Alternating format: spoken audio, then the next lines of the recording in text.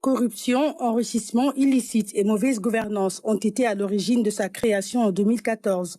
L'OFNAC, 10 ans après, ses pouvoirs juridiques sont renforcés à travers les lois 2024-07 et 2024-06 relatives à la création de l'office et à la déclaration de patrimoine. Mais leur adoption semble insuffisante pour garantir l'efficacité des moyens de lutte de l'organe. La lutte contre la corruption ne saurait être l'œuvre d'une seule institution. Elle ne se conçoit qu'en termes de conjugaison d'efforts divers et variés. Elle requiert une synergie d'action ainsi qu'une mobilisation de tous les acteurs de la société. L'instance veut aujourd'hui vulgariser son nouveau corpus juridique. La loi a prévu l'infraction de non-déclaration de sortie.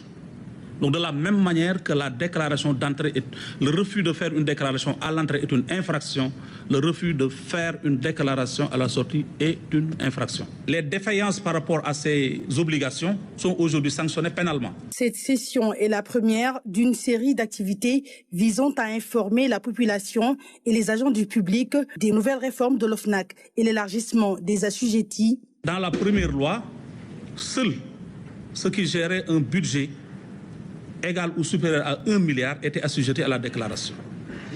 Aujourd'hui, ces personnes restent assujetties, mais on y a ajouté encore, le législateur y a ajouté d'autres assujettis, notamment les directeurs nationaux, certains qui occupent, presque tous ceux qui occupent des postes stratégiques où ils ont de l'influence majeure, où ils sont des personnes politiquement exposées, comme on le dit dans le langage du droit de la corruption.